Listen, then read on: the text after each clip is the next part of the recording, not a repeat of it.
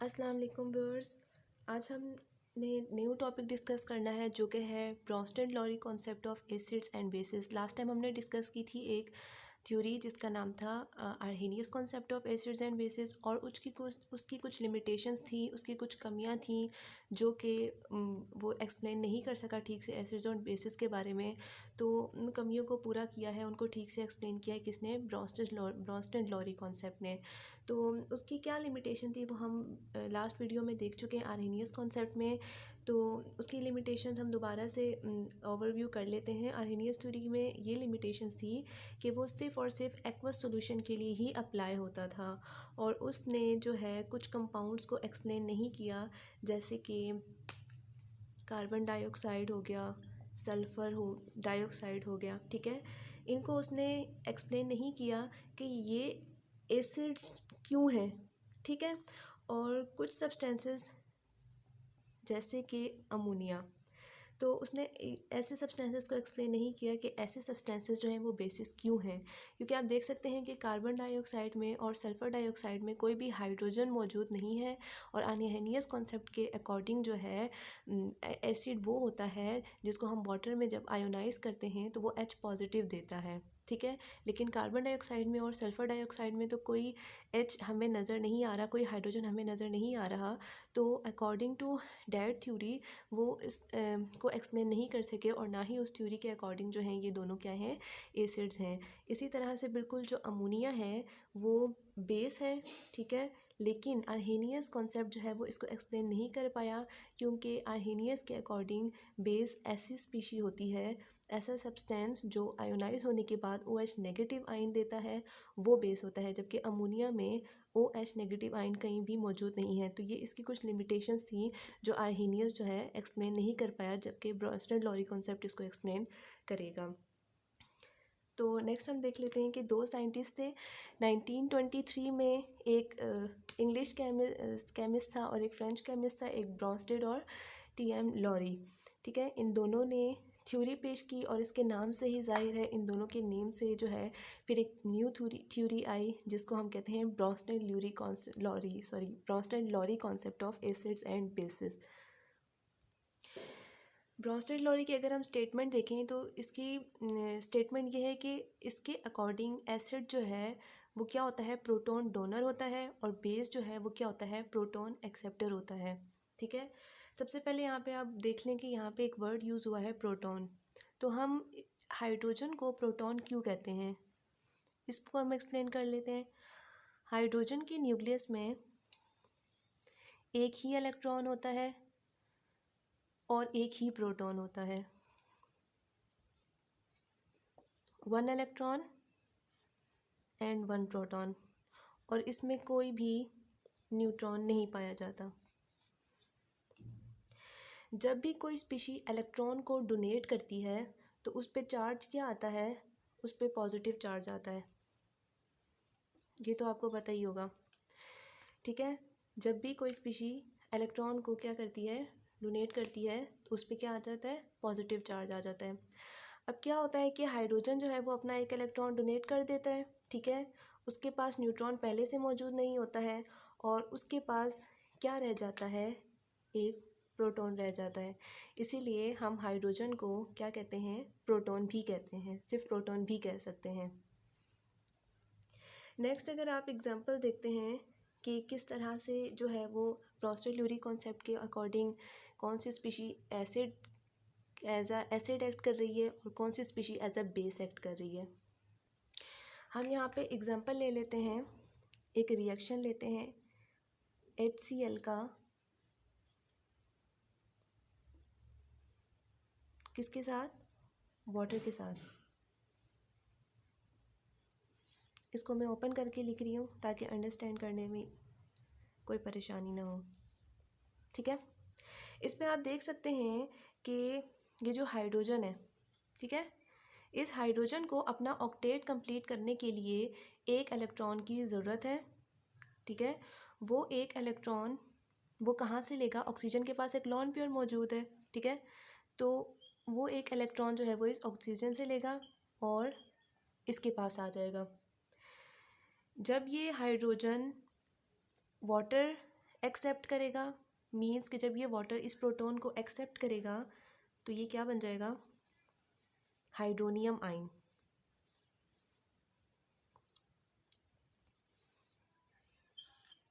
H3O positive, और हमारे पास क्या बचा, प्लस क्लोराइड आयन।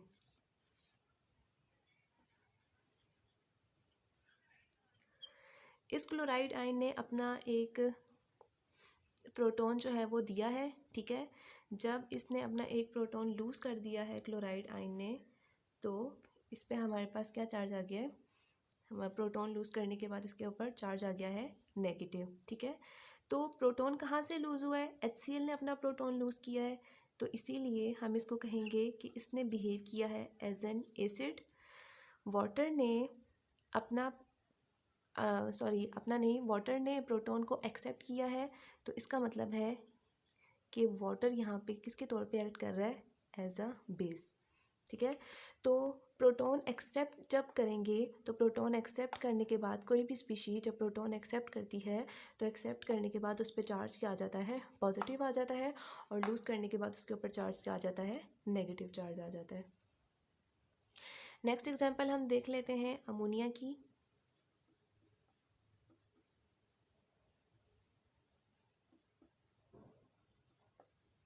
ये रिएक्ट करेगा वाटर के साथ, ठीक है। तो हाइड्रोजन जो है, जो कि वाटर का हाइड्रोजन है, इसका जो ऑक्टेट है वो क्या है, इनकम्प्लीट है। नाइट्रोजन के पास एक लॉन पेयर मौजूद है, ये हाइड्रोजन जो है वो इसके पास चला जाएगा और हमारे पास क्या बन जाएगा, अमोनियम आयन, ठीक है। हमारे पास अमोनियम आयन बनेगा और हमारे पास क्या रह जाएगा, हाइड्रोक्साइड आयन। अब यहाँ पे अमोनिया ने क्या किया है, प्रोटॉन को एक्सेप्ट किया है, तो प्रोटॉन को एक्सेप्ट करने के बाद ये क्या बन गया है, अमोनिया यहाँ पे एक्ट कर रहा है एज अ बेस, ठीक है।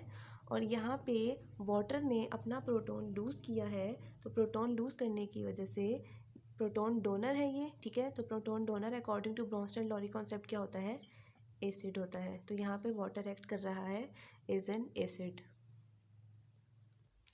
नेक्स्ट हमें ये बात पता होनी चाहिए कि अगर एक रिएक्शन में प्रोटॉन डोनेशन हो रही है तो उसमें प्रोटॉन एक्सेप्टेंस भी होगी। ऐसा हो ही नहीं सकता कि एक रिएक्शन है उसमें प्रोटॉन डोनेशन हो रही है और उसमें प्रोटॉन एक्सेप्टेंस ना हो, क्योंकि कोई स्पीशी अगर डोनेट कर रही है तो ऑब्वियसली वहाँ पे नेक्स्ट स्पीशी उसको एक्सेप्ट करेगी, ठीक है। तो यहाँ पे हम एक और रिएक्शन देख लेते हैं HCl का। HCl का रिएक्शन देख लेते हैं अमोनिया के साथ। ये एक रिवर्स रिएक्शन है, इससे हमारे पास क्या बनता है, एक क्लोराइड आयन बनेगा और एक हमारे पास क्या बनेगा, अमोनियम आयन बनेगा, ठीक है। अब यहाँ पे किस तरह का रिएक्शन हो रहा है, ठीक है। ये एक रिवर्स रिएक्शन है। रिवर्स रिएक्शन का मतलब है कि इसमें फॉरवर्ड रिएक्शन भी हो रहा है और बैकवर्ड रिएक्शन, रिवर्स रिएक्शन भी हो रहा है। ये एक रिवर्सिबल रिएक्शन है, फॉरवर्ड रिएक्शन भी है इसमें ही और रिवर्स रिएक्शन भी है, ठीक है। अब इसमें क्या होगा, यहाँ पे अगर मैं इसके आयंस बना दूँ H पॉजिटिव Cl नेगेटिव, ठीक है, तो अमोनिया का जो लॉन पेयर है, ठीक है, ये प्रोटॉन जो है वो इसके पास चला जाएगा, ठीक है, और ये हमारे पास क्या बन जाएगा, अमोनियम आयन। यहाँ पे HCl ने अपना प्रोटॉन लूज़ किया है तो ये बिहेव कर रहा है यहाँ पे एज एन एसिड। इस अमोनिया ने प्रोटॉन को एक्सेप्ट किया है, तो प्रोटॉन एक्सेप्टर जो है वो क्या होता है, बेस। अब फॉरवर्ड रिएक्शन में आप देख सकते हैं कि जब फॉरवर्ड रिएक्शन हो रहा है तो फॉरवर्ड रिएक्शन में HCl क्या है, एसिड है, और अमोनिया क्या है, बेस है। अगर हम रिवर्स रिएक्शन देखते हैं तो ये तो आपको पता होगा कि फॉरवर्ड रिएक्शन में क्या होता है, रिएक्टेंट्स आपस में रिएक्ट करते हैं और हमारे पास किसकी फॉर्मेशन होती है, प्रोडक्ट्स की फॉर्मेशन होती है। और रिवर्स रिएक्शन में क्या होता है कि प्रोडक्ट्स जो हैं दोबारा से आपस में रिएक्ट करके क्या बनाते हैं, रिएक्टेंट्स को प्रोड्यूस करते हैं। तो रिवर्स रिएक्शन में क्या होगा, हमारे पास प्रोडक्ट्स क्या बने हैं, एक क्लोराइड आयन हमारे पास बना है और हमारे पास ये क्या बना है, अमोनियम आयन बना है।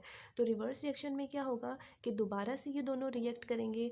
जब दोनों ने दोबारा से रिएक्ट करना है, इसका मतलब है कि ये जो क्लोराइड आयन है ये दोबारा से प्रोटॉन को एक्सेप्ट कर सकता है। ये अमोनियम आयन से क्या करेगा, प्रोटॉन को एक्सेप्ट करेगा। ठीक है, तो जब ये यहाँ पे प्रोटॉन को एक्सेप्ट करेगा तो ये एक्ट करेगा यहाँ पे एज अ बेस, और अमोनियम आयन जो कि यहाँ प्रोटॉन को डोनेट करेगी वो एक्ट करेगी यहाँ पे एज एन एसिड। ठीक है, नेक्स्ट एग्जांपल हम ले लेते हैं इसकी HCl की। किसके साथ ले लेते हैं हम, वाटर के साथ। ठीक है, ये भी एक रिवर्सिबल रिएक्शन है। इससे हमारे पास क्या बनेगा, इससे भी हमारे पास क्लोराइड आयन बनेगा और हमारे पास हाइड्रोनियम आयन बनेगा। इसमें भी हम देख लेंगे कि प्रोटॉन जो है वो किसके पास जाएगा, इस लॉन पेयर ऑफ ऑक्सीजन के पास। ठीक है, और हमारे पास क्या बनेगा, हाइड्रोनियम आयन बनेगा। यहाँ पे प्रोटॉन डोनेशन हुई है कहाँ से, हाइड्रोक्लोरिक एसिड से। ठीक है, इसके चार्जेस मैंने नहीं बनाए। तो प्रोटॉन डोनेशन हुई है तो इसका मतलब है ये एक्ट कर रहा है एज एन एसिड। वाटर ने क्या किया है, प्रोटॉन को एक्सेप्ट किया है। प्रोटॉन को एक्सेप्ट करने की वजह से वाटर एक्ट कर रहा है एज अ बेस। ठीक है, ये हमारे पास क्या था, फॉरवर्ड रिएक्शन। अब रिवर्स रिएक्शन में क्या होगा, रिवर्स रिएक्शन में हाइड्रोनियम आयन और क्लोराइड आयन दोबारा से रिएक्ट करेंगे। यहाँ पे भी सेम केस है कि क्लोराइड आयन जो है वो प्रोटॉन को एक्सेप्ट कर सकता है, हाइड्रोनियम आयन से ये प्रोटॉन को एक्सेप्ट करेगा। ये दोनों दोबारा से रिएक्ट करके, क्योंकि रिवर्सिबल रिएक्शन है। ठीक है, जब ये प्रोटॉन एक्सेप्ट करेगा हाइड्रोनियम आयन से तो ये फिर एक्ट करेगा एज अ बेस, और हाइड्रोनियम आयन यहाँ पे एक्ट करेगी एज एन एसिड, क्योंकि यहाँ पे ये प्रोटॉन को क्या करेगी, डोनेट करेगी।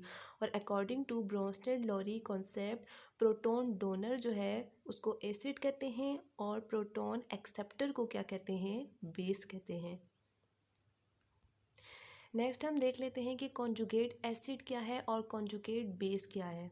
ठीक है, तो कॉन्जुगेट एसिड हम पहले देख लेते हैं।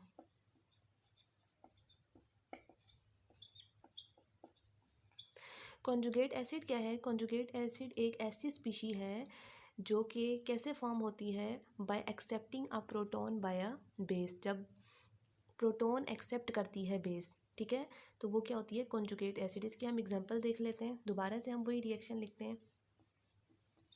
HCl का रिएक्शन हम लिखेंगे किसके साथ, अमोनिया के साथ। रिवर्सिबल रिएक्शन है। ठीक है, इससे हमारे पास क्या बनेगा, क्लोराइड आयन बनेगा और अमोनियम आयन बनेगा। इसके चार्जेस पॉजिटिव और नेगेटिव। हम देखते हैं कि यहाँ पे अमोनिया जो है वो क्या करेगी, प्रोटॉन को यहाँ पे एक्सेप्ट करेगी। ठीक है, यहाँ पे HCl ने अपना प्रोटॉन लूज़ किया है, इसीलिए ये एक्ट करेगा as an acid. Proton accept करने की वजह से अमोनिया एक्ट करेगा एज अ बेस। ठीक है, अब यहाँ पे देखें कि कॉन्जुगेशन का मतलब है रिलेशनशिप। अब यहाँ पे एसिड का और बेस का रिलेशन बन रहा है। ठीक है, एक इलेक्ट्रॉन प्रोटॉन को डोनेट कर रहा है और एक प्रोटॉन को एक्सेप्ट कर रहा है। तो यहाँ पे अमोनिया ने बेस, जो कि बेस है, यहाँ पे इसने प्रोटॉन को एक्सेप्ट किया है। ठीक है, और यहाँ पे क्या बना है, हमारे पास अमोनियम आयन बना है। ठीक है, इसीलिए इसको क्या कहेंगे कि ये क्या है, कॉन्जुगेट एसिड है। इसको कॉन्जुगेट बेस हम नहीं कहेंगे, इसमें कंफ्यूज नहीं होना है, इसको गलत बिल्कुल भी नहीं करना है। ठीक है, अमोनियम आयन क्या है, कॉन्जुगेट एसिड है। ठीक है, इसने क्या किया है, क्योंकि अमोनिया एक बेस थी, उसने प्रोटॉन को एक्सेप्ट किया है एसिड से, और हमारे पास जो अमोनियम आयन बना है उसको हम कहेंगे कॉन्जुगेट एसिड। और इसके बाद हमारे पास क्या बनेगा, बचेगा एक क्लोराइड आयन बचेगा। ठीक है, और वो क्या है, हमारे पास एक कॉन्जुगेट बेस है, क्योंकि यहाँ से प्रोटॉन जो है वो रिलीज़ हुआ है। नेक्स्ट हमारे पास क्या है, कॉन्जुगेट बेस। कॉन्जुगेट बेस किसे कहते हैं, कॉन्जुगेट बेस ऐसी स्पीशी है जो कैसे फॉर्म होती है, by donating proton by acid. ठीक है, अब हम इसकी भी एग्जांपल वही ले लेते हैं।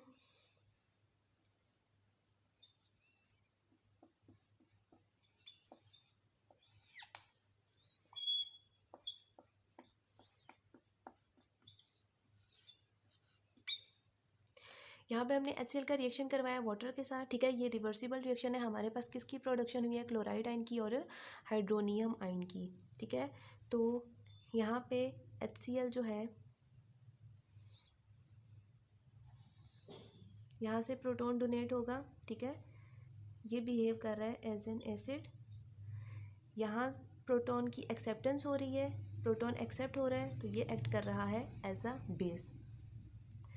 तो यहाँ पे रिलेशनशिप बन रहा है किसका, एसिड्स का और बेसिस का, ठीक है। इसने ऑक्टेट कंप्लीट करने के लिए जो है वो इलेक्ट्रॉन लिया है, ठीक है। तो हमारे पास जो हाइड्रोनियम आयन बनेगा, ठीक है, वो एक्ट करेगा एज अ कॉन्जुगेट एसिड। और हमारे पास जो क्लोराइड आयन बचेगा, ये चार्जेस मैंने नहीं लगाए, हमारे पास जो क्लोराइड आयन बचेगा वो एक्ट करेगा एज अ कॉन्जुगेट बेस। और इसको आपने बेस देखकर यहाँ पे कभी भी कॉन्जुगेट बेस इसको नहीं लिख देना है, ये बिल्कुल गलत हो जाएगा। नेक्स्ट है हमारे पास एम्फोटेरिक सब्सटेंसेस। एम्फोटेरिक सब्सटेंसेस कौन से होते हैं? एम्फोटेरिक सब्सटेंसेस ऐसे होते हैं जो कि एसिड के तौर पे भी सॉरी जो कि एसिड के तौर पे भी एक्ट करते हैं और बेस के तौर पे भी एक्ट करते हैं। यहाँ पे हम पहले रिएक्शन देख चुके हैं, हम दोबारा से देख लेते हैं। HCl का रिएक्शन जब हम कराएंगे वाटर के साथ, तो हमारे पास बनेगा hydronium ion plus chloride ion. इस रिएक्शन में HCl जो है वो प्रोटॉन डोनेट कर रहा है और बिहेव कर रहा है एज एन एसिड, और वाटर बिहेव कर रहा है एज अ बेस, क्योंकि यहाँ पे प्रोटॉन को एक्सेप्ट कर रहे हैं, ठीक है। एक और हम रिएक्शन देख लेते हैं, अमोनिया के साथ वाटर का रिएक्शन। इस रिएक्शन में अमोनिया जो है वो प्रोटॉन एक्सेप्ट कर रहा है, ठीक है। जब अमोनिया वाटर से प्रोटॉन एक्सेप्ट कर रहा है तो ये बिहेव कर रहा है एज अ बेस, और यहाँ पे वाटर प्रोटॉन को डोनेट कर रहा है, इसीलिए यहाँ पे एक्ट कर रहा है एज एन एसिड, और हमारे पास बनता है अमोनियम आयन और हाइड्रोक्साइड आयन। तो ऐसे सब्सटेंसेस जो कि एज अ बेस भी एक्ट करते हैं और एज ए एसिड भी एक्ट करते हैं, ऐसे सब्सटेंसेस को हम कहते हैं कि ये क्या है, एम्फोटेरिक सब्सटेंसेस हैं, ठीक है। एम्फोटेरिक सब्सटेंसेस कहते हैं हम इनको, और इसमें हमारी मेन एग्जांपल जो है वो वाटर की दी हुई है। अब लास्ट बात जो आपने याद रखनी है वो ये है कि जितने भी एसिड्स हैं जो कि आर्हेनियस थ्योरी के अकॉर्डिंग एसिड्स हैं, वो सारे के सारे एसिड्स ब्रोंस्टेड-लोरी थ्योरी के अकॉर्डिंग भी एसिड्स ही हैं। जबकि जितनी भी बेसिस हैं जो कि ब्रोंस्टेड-लोरी थ्योरी के मुताबिक बेसिस हैं, OH नेगेटिव को के अलावा, ठीक है, हाइड्रोक्साइड आयन के अलावा, वो क्या है, आर्हेनियस बेसिस नहीं है, क्योंकि आर्हेनियस बेस जो है वो वही होती है जिसको जब वाटर में आयनाइज करते हैं तो वो क्या देती है, OH नेगेटिव आयन देती है। जबकि ब्रोंस्टेड-लोरी थ्योरी जो है वो इस कॉन्सेप्ट तक महदूद नहीं है। तो स्टूडेंट्स, ये था आज का लेक्चर। अगर आपको कोई भी क्वेश्चन करना है तो आप कमेंट सेक्शन में कर सकते हैं, ठीक है। और मेरे चैनल को लाइक और सब्सक्राइब करना ना भूलिएगा।